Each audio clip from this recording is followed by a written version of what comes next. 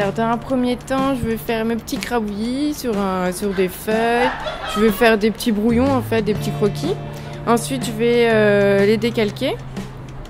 Et puis ensuite, je vais reporter ça sur la gomme en grattant un petit peu. Une fois que ça c'est fait, hop, je prends une gouge en forme de V au bout. Donc ma préférée c'est celle en 1 mm. Voilà. Donc je vais graver mon contour. Une fois que j'ai gravé tous mes contours, intérieur et extérieur, je vais venir avec une gouge un peu plus grosse, ou selon la taille une plus petite, ça dépend de ce qu'il y a à retirer. Donc une gouge en forme de U pour enlever ce qu'il y a à l'intérieur et à l'extérieur. Une fois que mon tampon il est terminé, que la gravure elle est faite, donc ça va prendre un certain temps selon s'il y a beaucoup de détails. Avec un cutter, je vais venir découper le surplus qui est à l'extérieur. Pas trop si j'ai des choses assez fines. Là, je vais plutôt creuser pour garder la surface de la gomme pour éviter que ça se casse, que dans le temps, ça peut, si c'est mal conservé, ça peut se casser.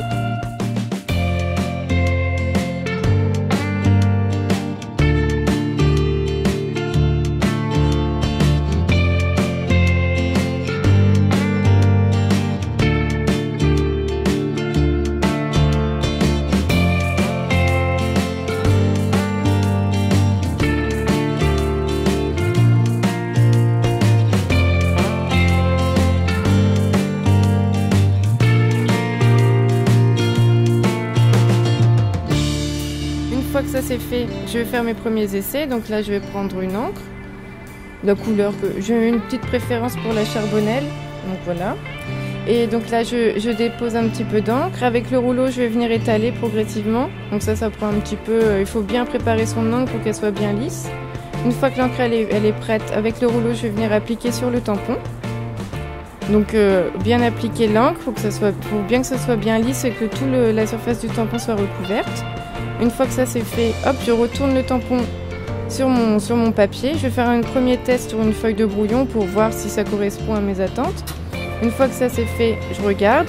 S'il y a des petits endroits où j'ai oublié d'enlever un peu de gomme ou quoi que ce soit, je vais faire mes retouches avec la gouge.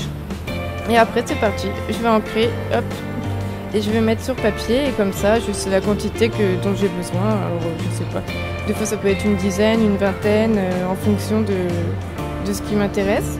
Une fois qu'il est retourné, qu'il est posé sur le papier, je vais utiliser un pressoir manuel pour venir exercer une pression en fait sur le tampon pour bien que l'encre soit bien répartie.